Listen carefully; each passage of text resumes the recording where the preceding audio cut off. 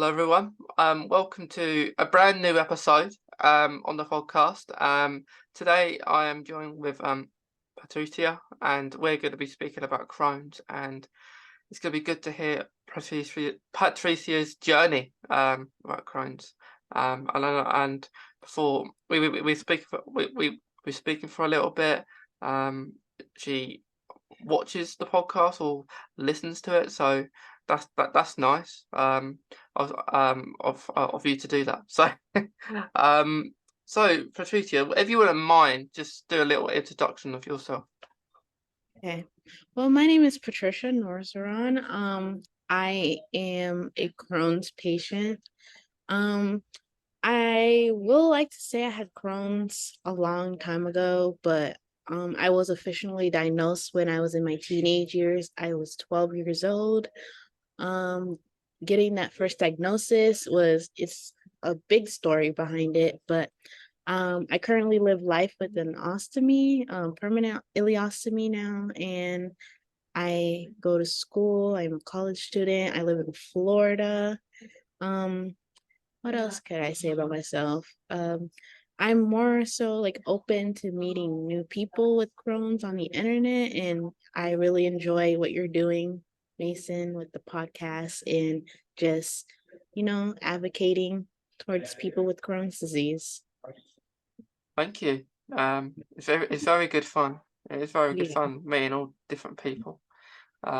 Because there's like we said before, there's so many people out there now that have Crohn's. Yes. And hopefully it gets better, like with like the future. So maybe in 20 years' time we have maybe even more people. It's like a known Yeah. thing, more talked about. But yeah, I'm glad that you're here and that you get to share your journey. And it's gonna be really fun. So you diagnosed at, was it 12 that you said? Yes, Um, 12. 12. So I know with getting diagnosed, what do you, if you can remember, like what was the main cause of getting, do you think the problem to get diagnosed? Okay, so when I was born without an anus. It's like a very important part of your body that you need to, use the bathroom and poop. So, I had a colostomy bag and I had gotten reversed at 6 years old. And with that, having my colostomy bag, I didn't know how to use the bathroom. And so I was like, I missed the stage of potty training and just going to the bathroom as a kid. And moving forward, I started like getting like pain. Like it was really bad. And we didn't know what it was because our solution to having the reversal surgery was to get better, live life again, you know. And it wasn't until my stepmother and my dad got married, and my stepmother has a background in, nursing and all this medical stuff. And she kept saying, this is not right, like, certain things. And I started feeling symptoms, but I didn't understand what it was. I was gaining weight, losing weight, and it was just like, nothing was working. I was feeling pain whenever I was eating.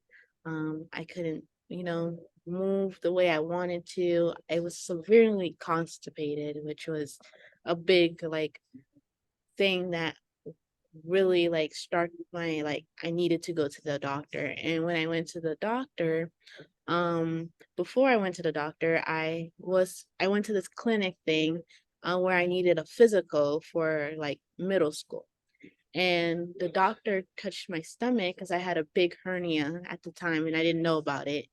And he said, you need to go see a GI doctor right now. And when I went to see the GI doctor, she was like, oh, you need to run some tests and stuff like that. And when they did the test and I came back for an initial appointment, and she told me about Crohn's disease. It said I had Crohn's disease and was telling me like what the next step was. And as like, for me and my parents, we didn't speak English as like, first language, and it was just me that was speaking like English. We didn't know what it was. It was hard to understand it from um Haitian Creole language that we spoke, and it was hard because you don't know what it is in either your home language and an English language. Like it's hard to comprehend the health literacy that goes behind it and what to do, and it was really hard.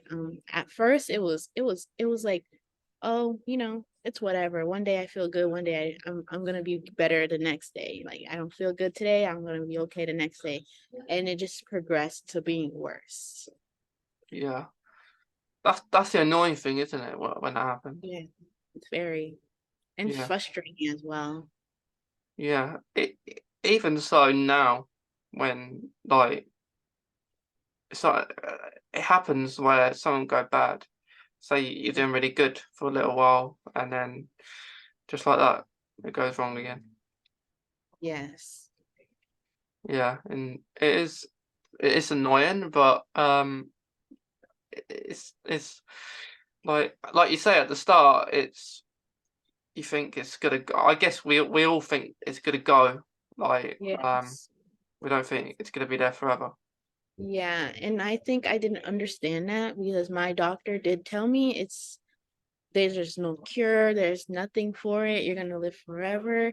And it was like all piled up in one, it was going so fast. And we was like, what do you mean we're gonna have this forever? Like, what do you mean? Like, and I didn't understand until I started like getting older and progressing with the disease as well. So yeah.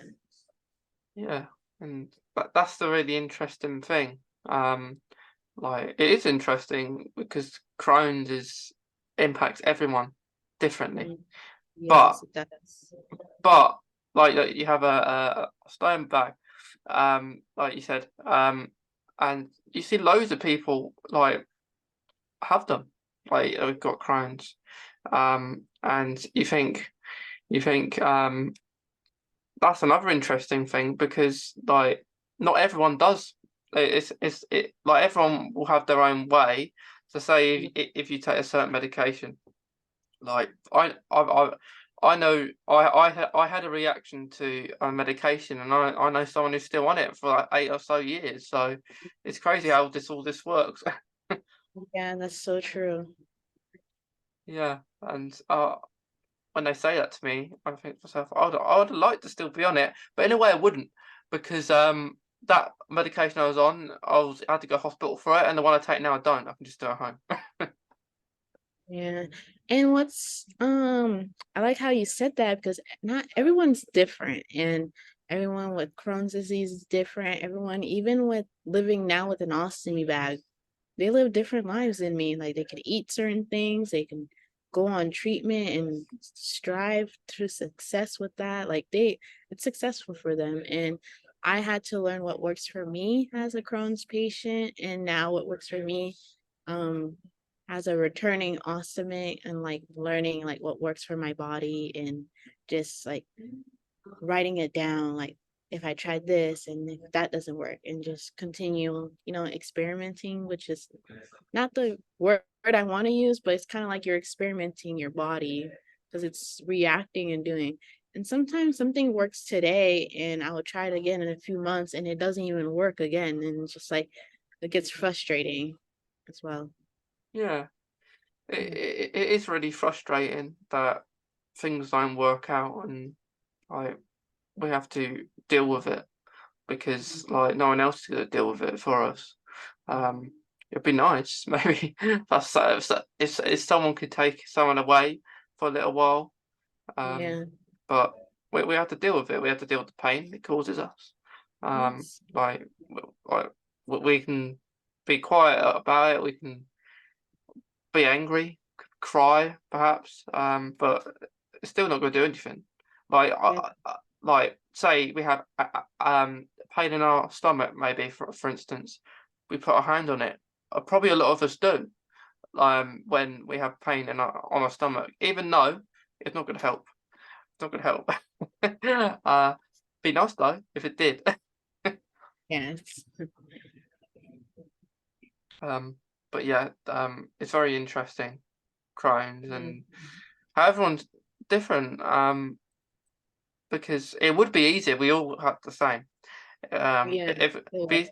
it would be easier because there's so much now about Crohn's. Yeah. Um, I feel like but- if everyone had the same, symptoms and things, I feel like we could have at least reach a certain point in time where we got cures or something, something out there to see like what caused the disease and what's they're doing to formulate a way to make everyone heal or like, but yeah, yeah. yeah, it would be nice. But there are very common ones that I guess most people can impact. Say maybe fatigue, for example. A lot of people experience that. Yeah, Uh, I do a lot. yeah, I do I too. Yeah, Yes, I feel like that's a big one. And like with experiencing fatigue, it can be like you need to like, for example, like I'm in school and I am from a cultural background where rest is not like, sleeping is like no deal. Like you have to keep going. And where I struggle in a point where I push myself, but I'm so like tired and I can't help myself but rest because I probably will like up all day and I'm just tired throughout the day and I'm still navigating fatigue because it's something that I never like experienced before when I had got my diagnosis, if that makes sense. yeah. It's very different, isn't it? Fatigue before. Yes. It is very different because everyone gets fatigue if you have Crohn's or not. Yeah. But I completely agree because I remember what it was like before. Um, the very there's not it's hard because not everyone is like that. Some people are diagnosed really young, or they're that's all they've ever known. But if you can actually you can tell the difference. So say we're going to do sport, say we're going to do really hard at sport, you'd get tired, Yes. but not the length maybe we get tired now. So say we did that now, even a walk. So say we had a walk for the day, maybe an hour. Um, you're really tired when you get back home. Yes. Um, sleep tired. Yes.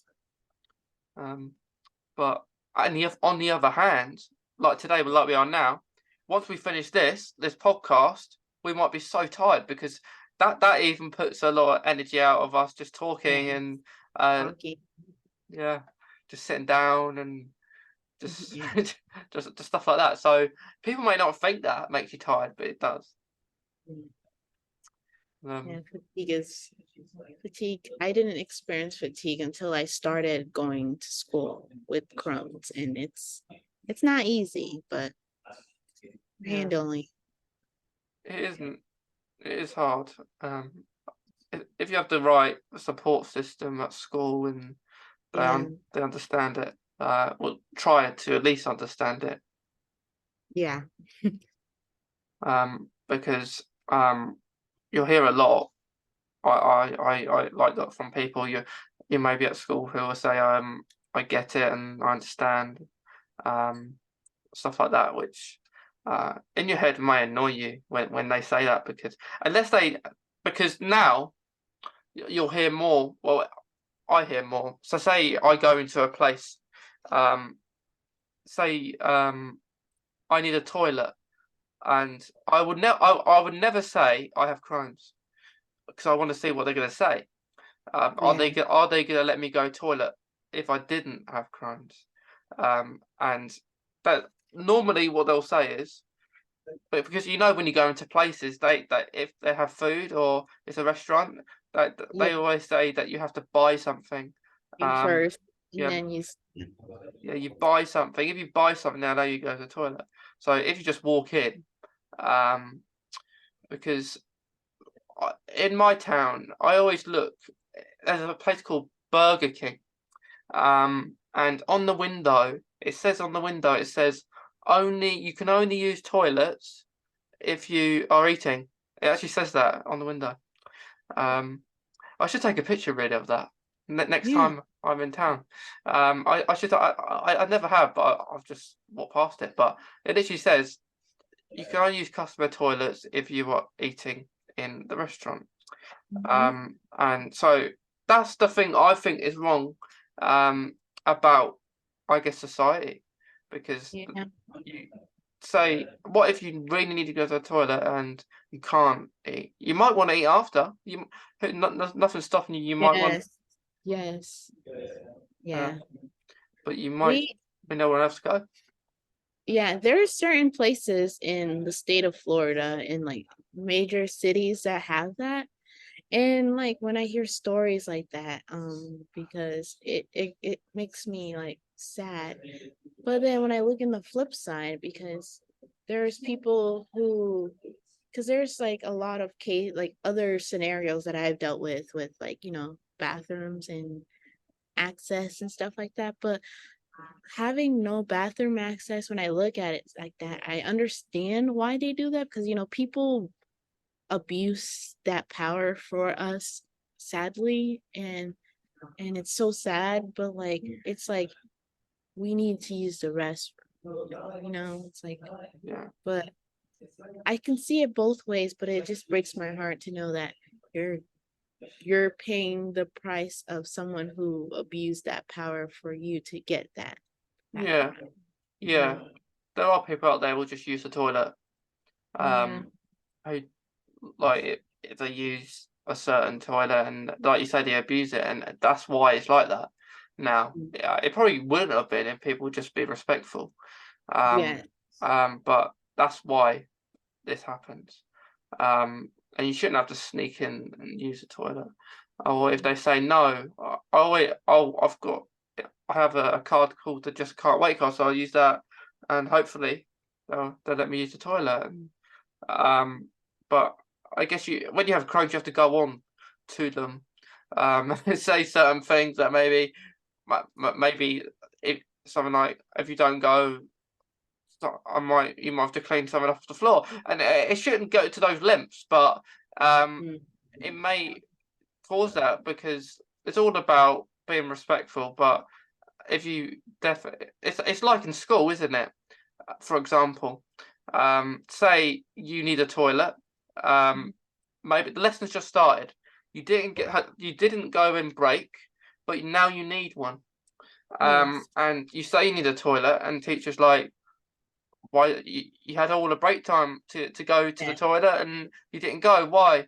And then um, there may be a few reasons. One, Yeah. maybe the toilets were people were in them, like that happens. People are in them, and you're waiting for ages. And another reason is, maybe you might not like it busy. You might not want to wait. And another reason, you might not have needed one then.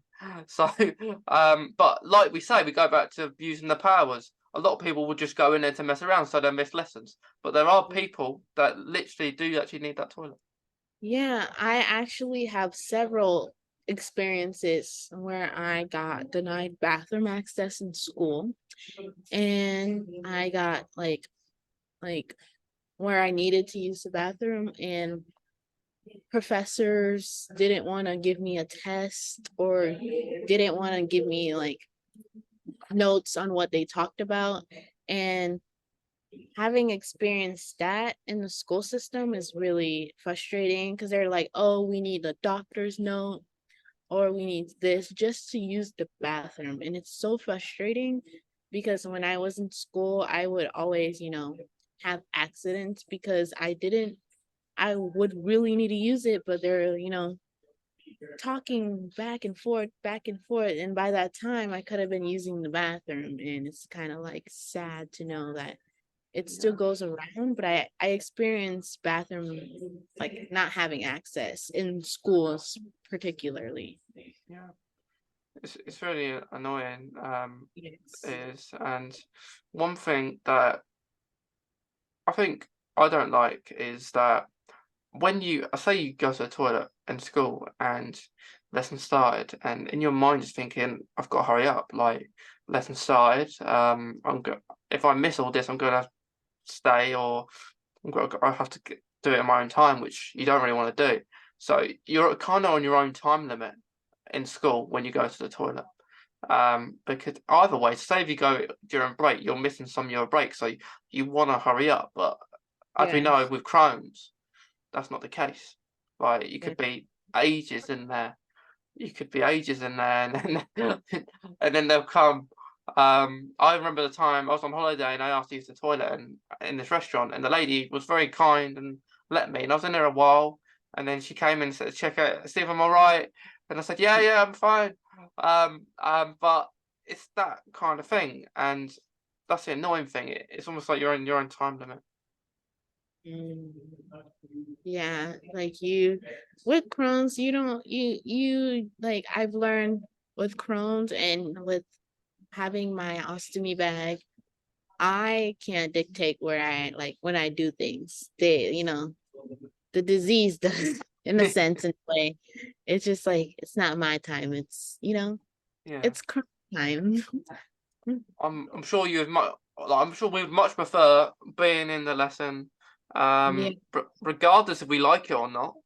yeah. Um, like it's not a comforting thing just to sit in the toilet for hours and then you'd rather do anything than that. But I don't know if like in Florida if you get this, but occasionally you're over here we'll spot the occasional toilets, which are public toilets, that you have to pay to use them. Um, So and normally it'll be a couple of quid, or something like that, and um, it was normally when you go on holiday, really. And I don't know, did you get that in Florida? Where you have to pay to use the toilet? no. In Florida there are how should I say this? There are bathrooms that you can use without paying anything, like public ones. I will say they're really good at that, but sometimes it's like, what I find struggling, like if you're going on a holiday, like vacation, and like those big touristy places, like right now, I live in Orlando for school, places like that, like when you go to like Disney World or the big theme parks and or you go to like those big, touristy areas, the Yeah. bathroom lines can be very, very long. Oh yeah. Yeah, it can be very, very long because people are traveling with their kids and people are just, it can be very, very long and you can be waiting in line for like about an hour or Yeah. so. And it depends on what month of the year you decide to go to these places because like during the summer I actually went to I amusement park and I was waiting for the bathroom for like 25 minutes or more because a line of families were waiting and it was just, the line was just so long and as a person that needs to go, like empty my bag out, it's kind of like, that's what we're struggling with. Like if we go into those major cities, how long you have to wait to use the bathroom. Yeah. But other than that, bathroom access is very um accessible here. You can use the bathroom anywhere, public parks and stuff like that. You can find like long lines of tourism or people like how should I say this? Taking their families on trips and then those bathrooms get really long. Yeah. Yeah. Yeah. It's very annoying, isn't it? Waiting for the do. Yes. But what I would do in that situation, I think there should be badges. I don't know if they do that at No, Disneyland. we don't do that. Is it don't they do a pass, like, I don't know, for, let's say, immunocompromised people or people that have a condition or a disease, which can have the opportunity to skip lines and I have first access? so there are bathroom cards like the you can use, but has for me those bathroom cards do not work. Like the ones that you get from the foundation or like any GI, they don't work. because they will literally look at me and be like, "Oh, you're so young. Like, what are you talking about?" Or like, they don't Hmm. respond. I have to like be the bigger person to be like, "Hey, I really need to go now." Like, they don't really pay attention to the fact, "Oh, hey, I have a card, or I have this badge, or I have this thing." They don't Hmm. respond to that. Yeah, that is annoying. Because I always remember this time. Because they changed it from, I think, a disabled toilet to an accessible toilet now here in the UK, which I think Yeah. is better. Um, I guess, but I guess in that sense, it kind of maybe gives away that anyone can use it, but that's not the case. Um, like people may think, oh look, I look like that, and I can walk, and I think it's better. Yeah. I think it's better, but I think maybe they should add a few more pictures on there just to. Yes, I Yeah. agree. I agree 100% because there are times when I use those bathrooms. I'm a little hesitant of using those bathrooms now, but when I use it and I come out, I get like really bad like stares and like, "Oh, you're not supposed to use it." Like and it's kind of like, Lauren had to like say, "Oh no, I have like this or that," and I have to disclose myself when I shouldn't have to. But I agree. I feel like there's representation that are needed, or a sign that says all disabilities are not like visible, or something to advocate towards like Yeah. certain people don't fit those pictures that are being plastered in bathroom stalls, and to kind of like that way people get more educated as well, because not a lot of people know about Crohn's disease, and it's like Mm. get those stairs, like you're not supposed to be using that bathroom. Yeah, yeah, I completely agree. You do actually see that on some, not all the disabilities are like seeable. So you'll have, I think now you have, like they say that they call it the accessible toilet. Then you have a person in a wheelchair, and I think you have a person not in a wheelchair. And then I think that's it. I think.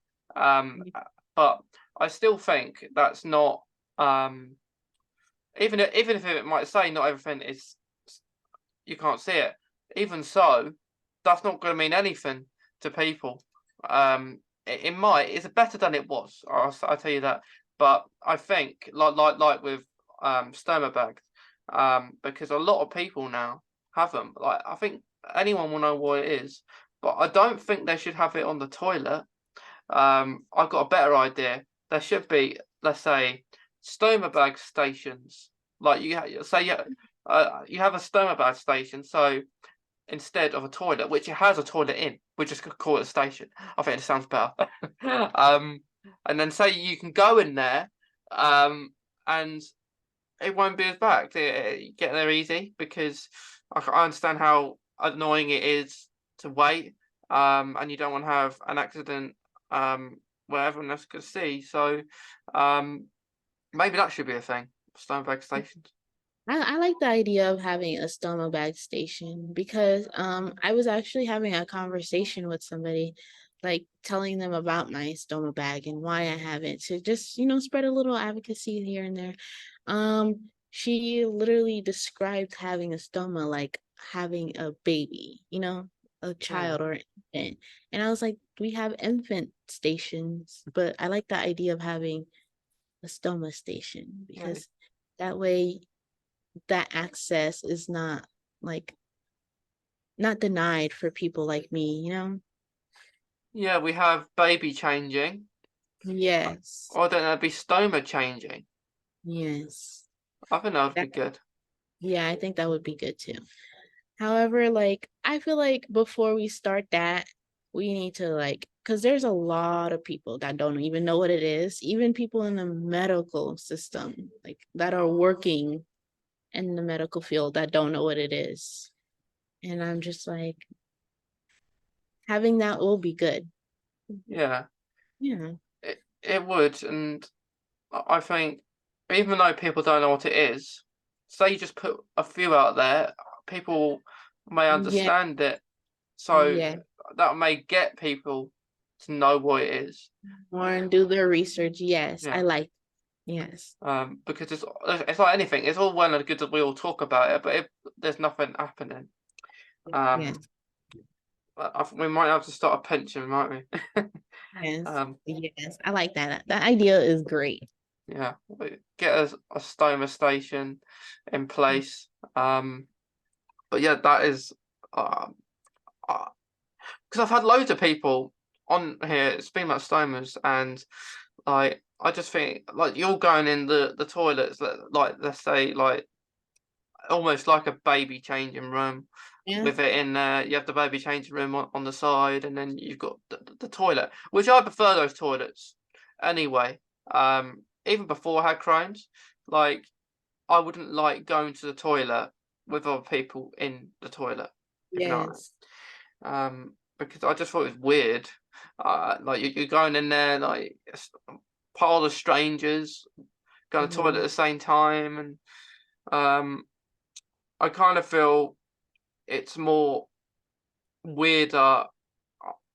I'd say it's more weirder for it's weird for females and males, but Mhm. on a male sense, you're all like you know that you got the pubicle and you're weeing at the same time. It's quite it's quite weird. Because I know like you know with the females you have your own little toilet. I know you have that Yeah. in the males too, which is an option. But if they're all gone, you have no choice to I see. I use the see. I pubicle. see. And it's just I just find it really weird. And when I'm in there, if I use the pubic, because I try to go as fast as I can, um, because I don't want to just stand there and so which is why I would prefer like ones that like you can shut yeah, on your own Yeah. with no one there. Yes. That Um, would be insanely awkward if they need to have more of those in the male bathrooms. yeah, yeah, they definitely do. Because it's I yeah. Or just have one toilet, um, one just one toilet, you know, like the accessible toilet. If they just Yeah. make more of them, because there's always normally one of them, isn't there? If you go to a place, there's only one of those toilets that you can go into. Maybe make more of Yes, them. there are always one, and it's like the biggest one, and then all the other ones are so like tiny, and you would wait for it, but I get so conflicted of if I should use it, if I don't use it, because I always get those stares when I come out of that Mhm. stall. So it's kind of like, yeah, Yeah, it's annoying when you get the stairs. I think I remember once I got stared by someone who's in a wheelchair, um, while I was in there, and um, I think I was like, not everything. It's like you can't see. Like I've got Crohn's. Like you probably don't know what that is, but not everything. Like being in a wheelchair is probably not good, but still, like there's still other things out there where people can walk and they still have a reason to use it. mm, I I think. agree. Yeah. But yeah, pension to for stoma stations. Mhm. Uh, I think we should call the episode that Stoma Stations. uh, um, but yeah, I think that's a good idea. That's a good Uh, idea too. yeah, yeah. So I remember you said that you was born without an anus. Yeah. Um,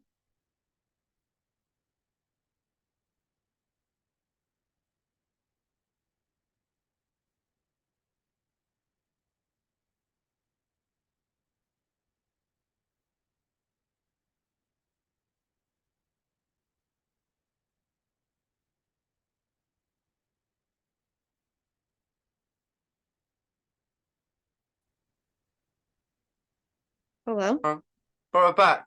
I think we just Yeah. froze. I think we just froze. I thought we were talking about time earlier, so maybe something's happened there with time. Um, but yeah, so I remember earlier that you said that you wasn't born without an anus. Yes. That's very interesting because that must be really rare. I'd have thought to not be born without an anus. Yes, it is very rare. It was kind of like when I heard about it, like when I heard like my dad like because when you're young you don't Mm. understand, but like my dad is like telling me everything and just like I was just like there's no way, but there is a way. Like I was like because I don't really meet people like that, and I was like I couldn't believe him until I went to get my colonoscopy, you know, Yeah, and they told me that I couldn't do it. So I had to do something an alternative because I didn't have the entry for all of the colonoscopy. So it kind of was like, oh, and then then they told me that I made the connection because of what my dad told me. I wasn't born with it. Yeah. yeah. So is that still the case now? Or is that why you've had the stoma this whole time? Um, From then. I had, well, I was able to get an opening when I was younger to get reversed, and they formed an opening for me. But last year I had my ileostomy surgery, which is permanent, and they're able to shut it back up again. Yeah. Yeah. So yeah, that. So most of your life, so most of your life you've known for just having the bag, um, to go to Yeah. the toilet. Yes. Yeah. Is there ever days that you would not want that? Like, but I know it. Do you think it helps? Like having that? Has it helped you? Um, Before I was kind of like upset of having it because I was so young. Like I still like, I'm like entering like adulthood and I'm having it. I just felt like it was for old people, you Yeah. know? I just like older people have this. Like, why do I have to get it again? And I got so upset. But since I've had it for a year and like 7 months now, I kind of feel like I got my life back in a sort of sense. Um, I still battle with like why do I have it? Like it's unfair, like, have that moments. But I feel like now it's like I won't say I enjoy having it, but I feel like I'm able to do things even before, like to do things I wasn't able to do before in this sort of sense. Like I have a sense of like freedom. Freedom. Like I feel like I have like less pain and I'm having less hospital visits, and it's kind of like I have sort of a sense where I'm able to devote my time in something else other than worrying about should I go to the emergency room or something like that. Yeah. Yeah. Yeah. That that is good though. If it keeps you out of to going in for doctors and stuff like that.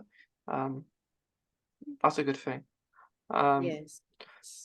do you know anyone else that is similar to you, like in your experience, like with who hasn't born with an anus, or do you I know haven't met anyone? any I haven't met anybody else that is born without one. Hmm. And if I do, it's either like parents that reach out to me and they have children that have one. Yeah. And their children are just being born and they're just like, oh my God, my daughter too. And then I'm just like, that's so cool. But I haven't met anybody else that can like, Yeah. my age or, Yeah. around the aspect. It's always parents reaching out to me that have younger ones, infants, babies that just have it. Yeah. Hmm. Do you know what the cause was because of what happened, or do you not know? Um, I my based on like stories that I hear from my dad, I don't really know like the medical terminology for it, Hmm. but he said it's a terminology. I don't Yeah. remember. Yeah. Yeah. Okay. Yeah. Yeah. It's hard to remember. Like Yeah. I can't remember stuff when I was a baby. Yeah. Um. But but yeah, I guess that makes you special though. You're special Yeah, because you're. It's rare, isn't it? Like, it's rare. I think no, because like growing up, because I have siblings, but they're way older than me. They can be my parents. And I always like was kind of like thinking maybe it's because my parents had me at a very old age. That's why that's why I had all these complications because when you read about like stories or like people who have children and at an old age they can have like birth defects or complications. And I always thought, oh, maybe that's why. But now when I see people like that are younger that have children that are reaching out to me, I'm like, maybe there's something else.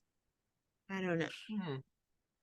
Yeah, maybe if you have all these children or these parents reaching out to you, you might be able to form a group of how many Yeah. people you can find, and maybe you can have a research team or something. Um, Yes. like I could, I could help with that actually because I'm part of this organization. I actually had a meeting before I had this one with you. And what they asked me was, is there any, because there's a research team who want to find out about different things. So a few things that we said were rare chromosomes, rare diseases, chronic illness, to research more about them. Um, but I think your story is very interesting because like that is rare. That's the rarest of rare, Yeah. like that When you I can go find. to Yeah, like even when I go to the doctor, the doctor is looking at my chart and he's just like, "Oh my gosh, like I've Yeah. never seen this before." Like even when I go to like med school, I've never witnessed this before, and it's kind of interesting. Yeah, yeah. So I could bring that idea forward, um, Okay, be nice. I if you'd like, um, about like your story and like getting born without an anus, um, Yeah.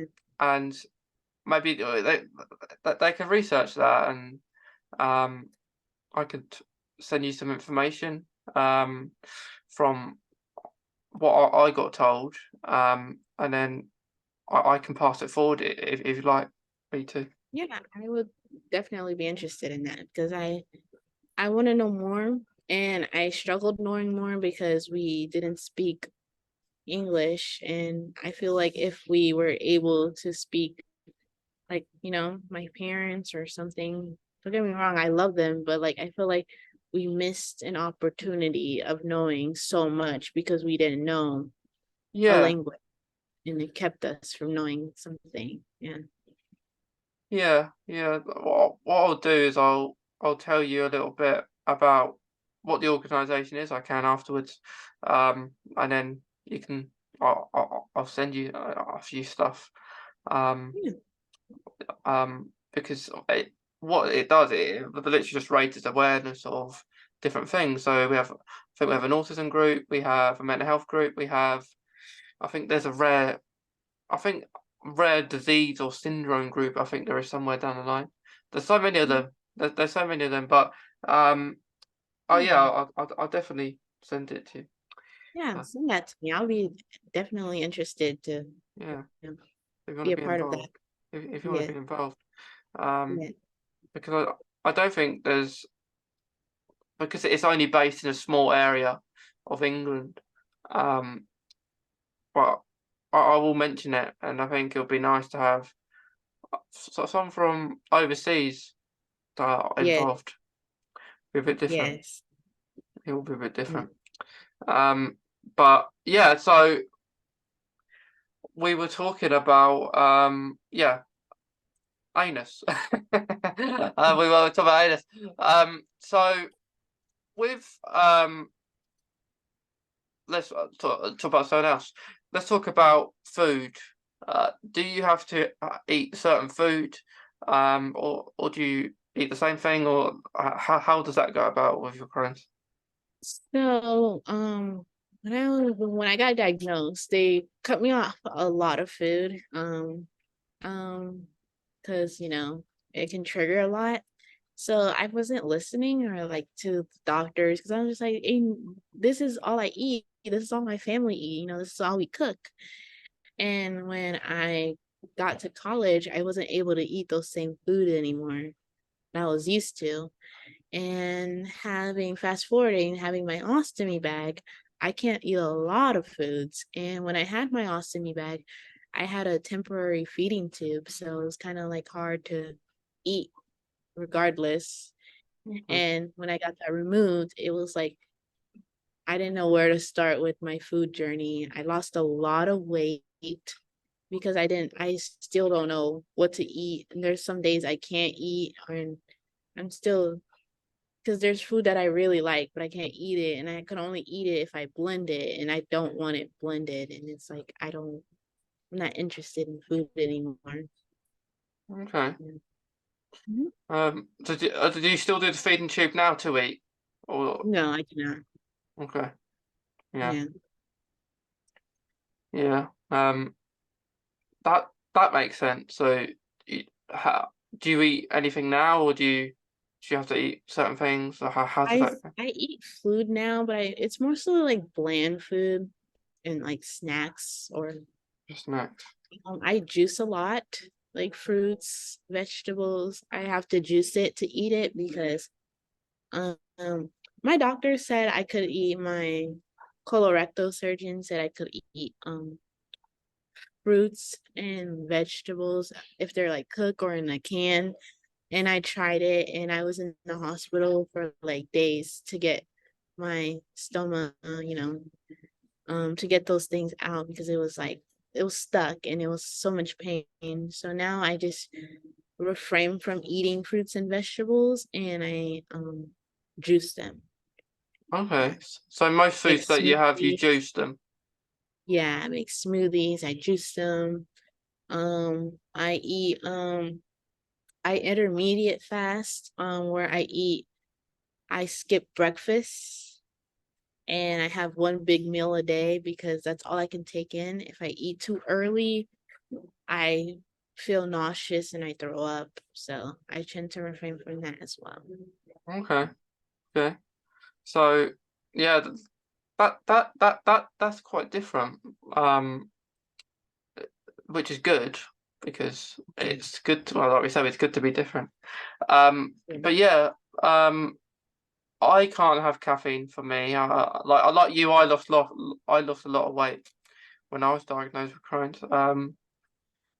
And yeah, I can't have that. I can't have spicy food, so I can't have any food that I can have. Like Yeah. I I, Same. I like fruit. Fruit. Um, I like that. I love fruit. Um, like one of my favorites recently is like candy floss grapes. They have some like the candy floss flavor of grapes. So Mm. that's pretty nice. But yeah, I love fruit. Probably more than I do vegetables, but I do like vegetables as well. Uh, Yeah. I do too. I love it's kind of hard for me because all the food that I'm used to in my culture, I can't even have it anymore. I can't have beans. I can't have like peanuts, nuts, fruits, vegetables. I can't have things with seeds, like those bars, those oat bars, yeah, oatmeal. yeah, Yeah, I I know what struggle you mean. with eating those things. So I try to find things that I can eat and just stick to it, even though I don't like it, but I have to eat something. So it's Yeah, kind of to eat in a y- way. I struggle a lot with food. I struggle a lot. There are days that like I feel like food is like not my first priority and it should be. And yeah, I do struggle with food a lot. yeah. It's very important food in life because we have to have breakfast. Well, from the tablets I take, I had to have breakfast. So Yes. I had to have breakfast, dinner, and lunch. I've said it in the wrong order, haven't I? But yeah, we have breakfast, lunch, dinner. Snacks if you want. Um, but yeah, drink, of course, we have to drink. Uh, uh, I sound like some like, I don't know, some media person that's just saying you've got to drink and eat. Yeah. But yeah, that's very important. Do you take any medication as well as being on your I stoma? um I do not take medication at the moment for GI issues. I stopped taking it, I believe, in February of this year. I was on Humira for a very, very long time. And prednisone. Um, I had stopped Humira in February In because February. I started, I don't know, with Humira, I kind of stopped at first, like taking it before my doctor told me to stop taking it before, because I wanted to see why my body was reacting the way it was. Because after having my ostomy surgery, I was losing hair and I was losing so much weight. I was losing like my nails, and I wanted to know why was that happening. And I kind of stopped taking Humira and I was going the holistic route, taking like my daily teas and like stuff that are like healthier for my body. And I started seeing a little change. And then I went to my doctor and told him, is there a way that I can stop taking, these medication and stop taking like the infusion treatments, because I really see there's like an effect in my body. And when I stopped taking it, like now I feel a lot better. And I feel like when I was taking it, it really did some effects in me, not even physically, but mentally as well. So currently not taking them. I did tell him if there is a way, like when if I do feel bad and I need to take it, I will reach out and make an appointment and get started on that. But as of right now, I don't take anything. Okay. And you think the Humira was the cause of like losing hair loss and stuff like that? I think it wasn't Humira. I think it was when I was going to take because I was on steroids for, to feel better, because I was like not having any energy and I was on it. I think it was like mixing up with the Humira, injections, and that there's a lot of things going on that I was taking. And I feel like that all together, I didn't know which one was doing which. So yeah. Okay. Okay. So I don't think Humira was the cause of that. Okay. Um. Yeah.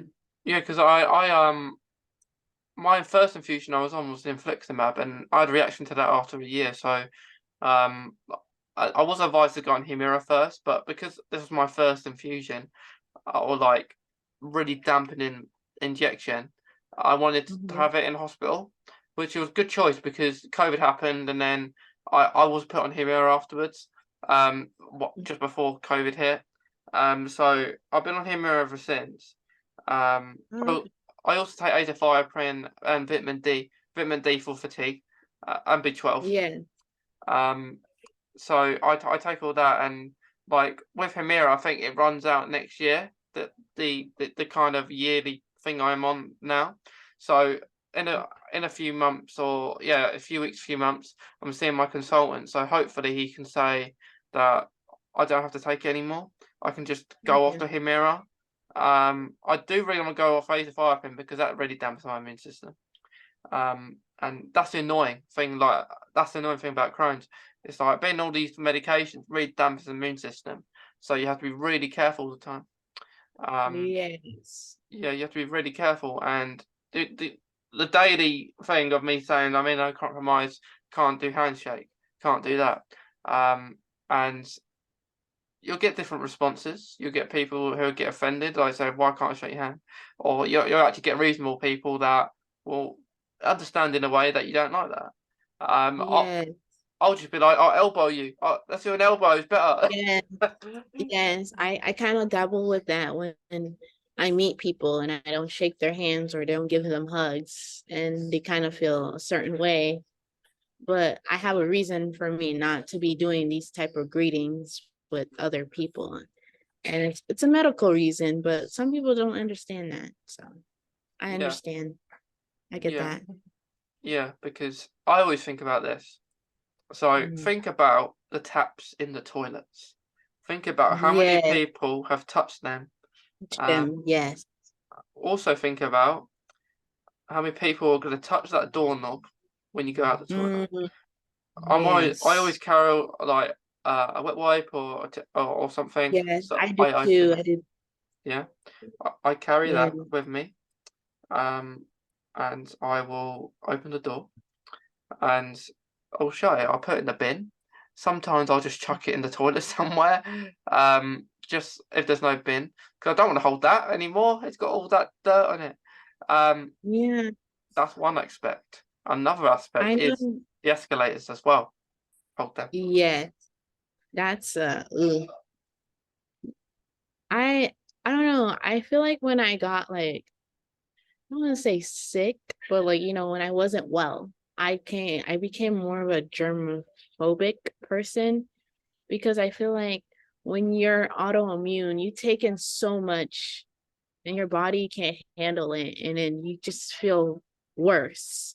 So I was careful around certain things. I like wanted this to be clean this way, and I would always routinely clean my room, my car, or everywhere I've been so I don't get sick. Because when I get sick, like versus other people when they catch a common cold, they feel better like in 2 days because they're able to, their body is able to like bounce back. Whereas me, I will be in bed for like months, and it's a little bit challenging to tell Mm, loved ones and family and friends like about it, and they get super like yeah. defensive of why I don't give them a hug or a Mm, handshake mm, or yeah. yeah. I'll give him a handshake. Say if I'm wearing a glove, that's the rare occasion I would give someone a handshake. So I know I'm Mhm. gonna take it off, not gonna touch my nose, eyes, mouth, and in my face.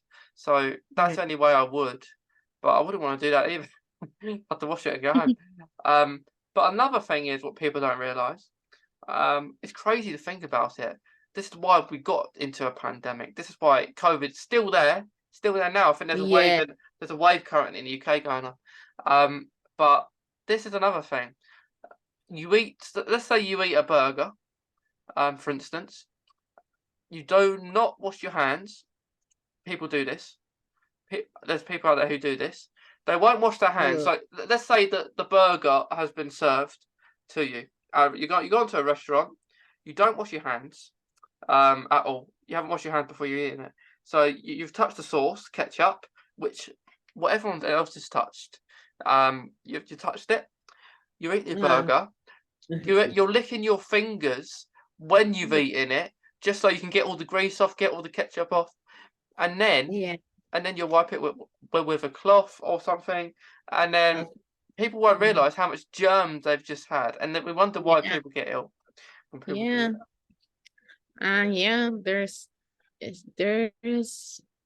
based on my interactions with people, there are people who are not like, sanitary, if that makes sense. Yeah, it's crazy. Yeah. It's crazy. Yeah. I go with friends sometimes, and I, I observe. I don't say anything. I don't. I just watch them, and say we go out for something to eat. I'll just look if are they gonna wash their hands? Yes.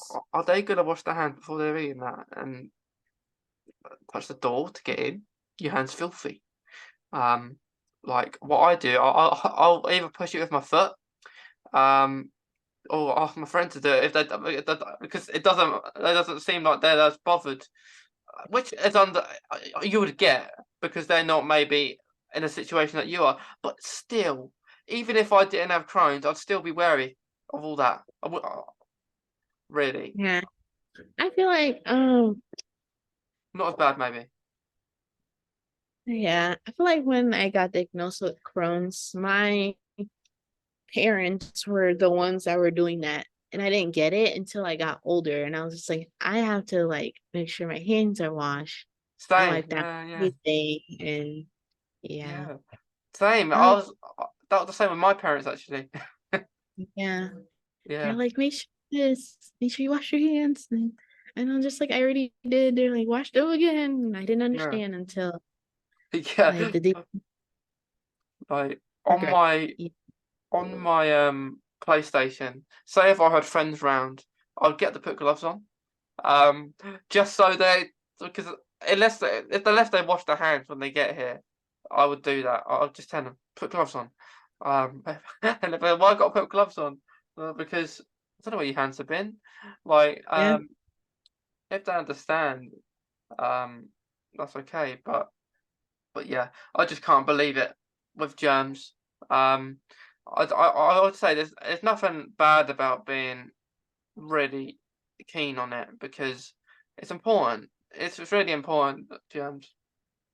Yeah. And it's important to be careful. So Yeah, it never hurts to be careful and be watchful of what you're doing just to protect you because I've learned that there's no other person that's gonna protect or like keep you healthy other than yourself. So that's very yeah, I completely agree. So last couple of things, Patricia, because we speak for so long and we talk about so much, and we could speak about yeah. ages. We could speak for ages. Um, do you have what are your hobbies? What do you like to do in like your spare time? In my spare time, I really like to listen to music. I like reading. I really like to go outside, take a walk, you know. I like rollerblading. Oh, yeah. Um I really lately I've been enjoying like painting, coloring, all that arts and crafts stuff. I don't know, something about it. It just brings me back to before I got diagnosed and all the things I got before I had my ostomy that I was able to do. And now I'm getting back into it. Yeah. Yeah. Yeah, but that's some really good hobbies there. Like music, I love music as well. If I'm out for a Yeah, walk, I love walking. I'll try at least to do 10,000 steps a day, so I'll go out for a walk every day. yeah, that's Um, good. um, I never used to do that before Crohn's, for example. I just go on FIFA or go on the PlayStation. Because I'd be out all day anyway out of school. But now I don't go to school, so I just I like walking. I like listening to music. I like getting lost. I do like getting Yeah. lost. It's fun. It's fun when you get lost. Yes. Yes. Um, but it's an excuse to stay out a bit longer. But yeah, rollerblading that you said. Yeah. Is that must be you have to practice that a lot because I remember I did Yeah. it once. I fell over straight away.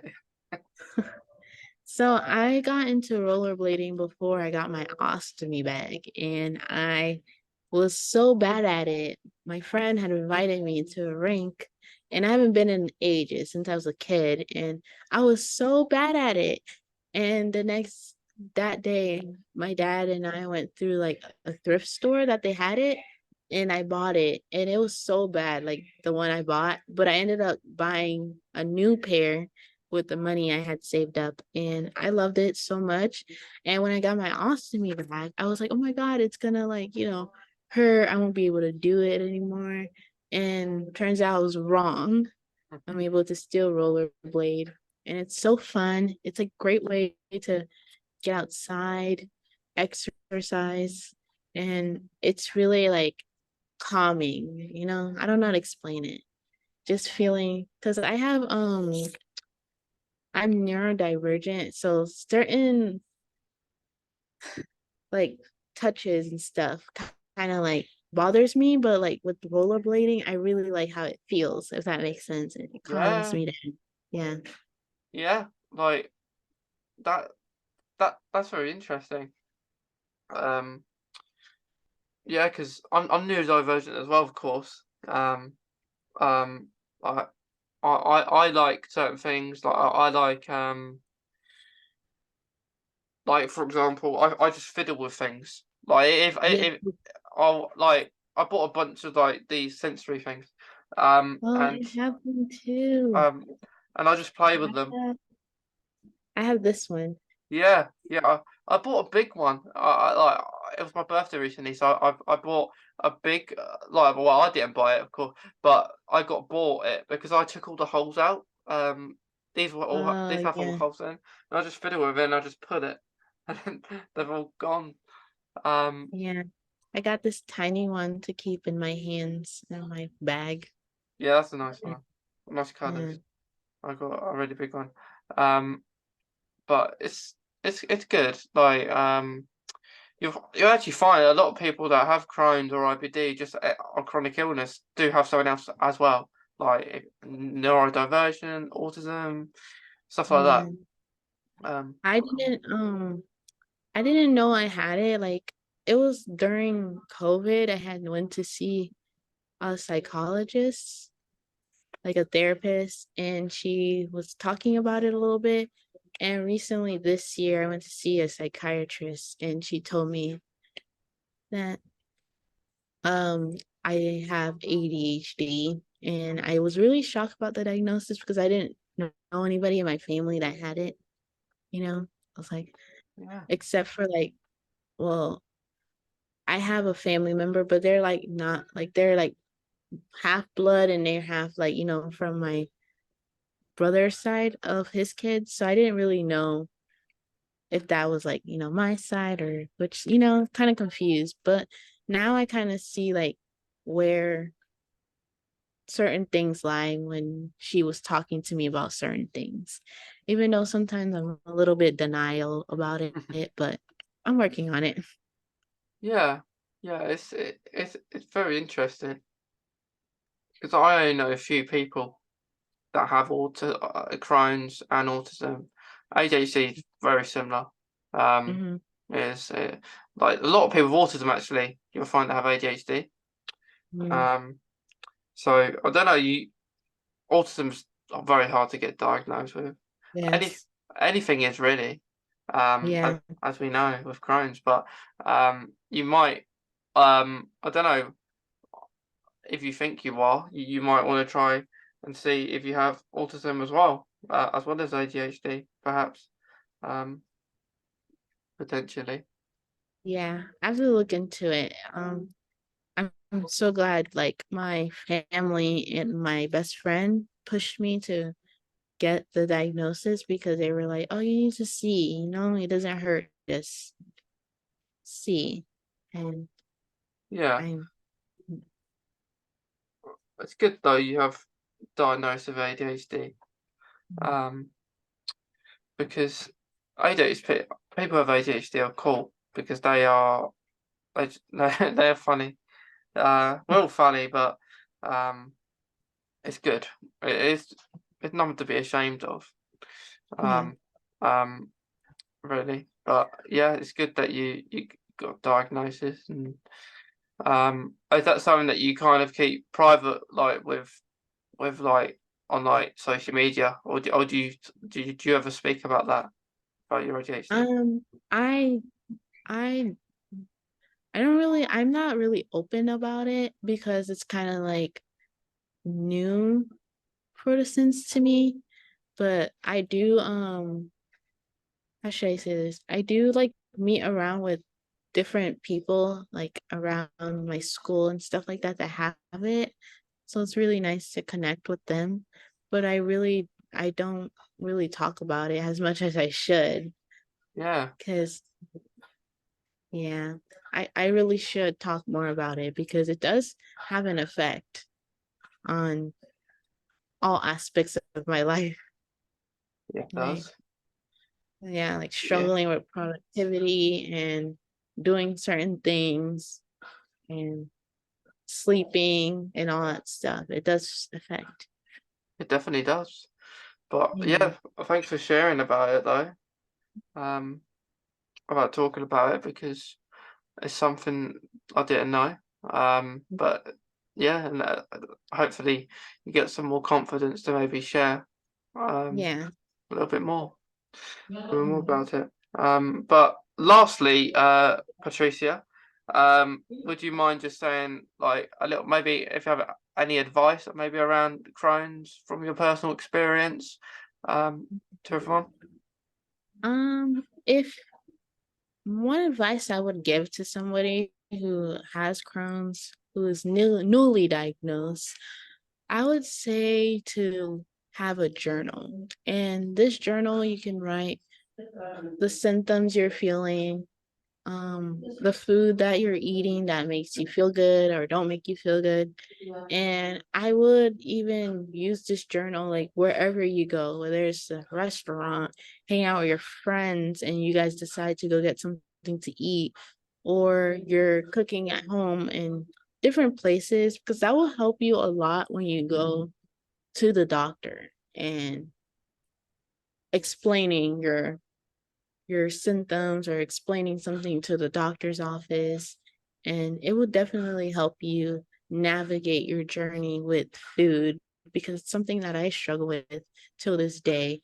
And keeping that journal, I know what not to order, what to order, and just keep it in the back of my head. It could even be on your phone, and doesn't necessarily have to be a journal, physical book, but and I also would say to keep your safe foods, like top 3 or top 5, like which ones you can eat and which ones you like, because it will make it easier when you go to a restaurant around friends and you just know right away and you know what you can't eat. And it just is really helpful.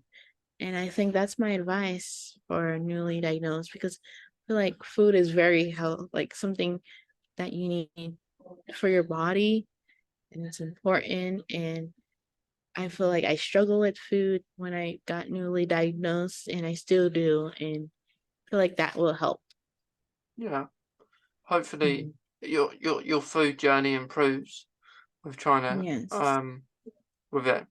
Yeah. Because it, like we say, it's very important and it's very good advice. I Mhm. think. But yeah, thanks for sharing, and thanks for coming on, Patricia, because it's been really fun.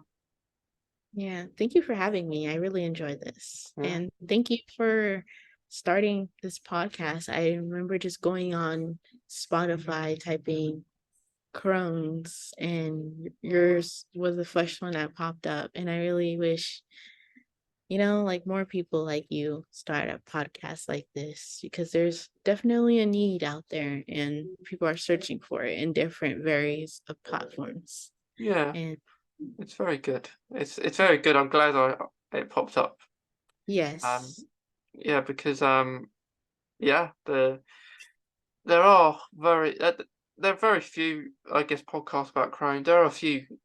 Spoke to a few people that have had their own podcasts about mhm, it, but yeah, it's it is important to speak about yeah, it. mm, Because as you probably see, I did different series about different things. Do the odd episode like this. yeah, Just talking about Crohn's, or like early this year, I think a series called Autistic Assemble. It was for yeah, Autism Month, I think it were. And just have people with autism, and then have a big reunion episode at the end. Um, and then what other one did I do? A mental health awakening, speak about mental health. Basically have people maybe not just have Crohn's, maybe have other things. mm, Because it's good to hear about chronic illness. In general, if there's others out there that we don't even know about. yes, That's one. there's yeah, I like to talk about hobbies as well, which is why I asked you, because it's always interesting to hear what other people's hobbies are. mhm, Really. And one of mine is Doctor Who. So that's why sometimes I'm doing a Doctor Who series because it's 6th anniversary yes, this year. I saw, Um, and I'll do episodes for that. There was the first part of the series, I think August, and finished early September, and then there's going to be another part going out in November. So I try to keep busy. And a few Doctor Who actors actually who appeared on the show are joining for that series. Um, yes, so that's one of my interests I'd like to talk about. But um, yeah, it's nice. yeah, It's nice. Um, it's doing well with it if it's the first one that popped up for you. yeah, Yeah. But to anyone listening, to anyone watching, we hope you enjoyed this episode. And as we're recording, it's September, but for you guys watching and listening, it is October. So we hope you have a nice day. Can't believe it's going to be, well, for me and Patricia, it's going to be October, because I can't believe how fast the year's gone. Yes. But yeah, it's soon be Christmas. But yeah, thanks, Patricia, and I'm glad that you enjoyed it. Yes. Thank you for having me again.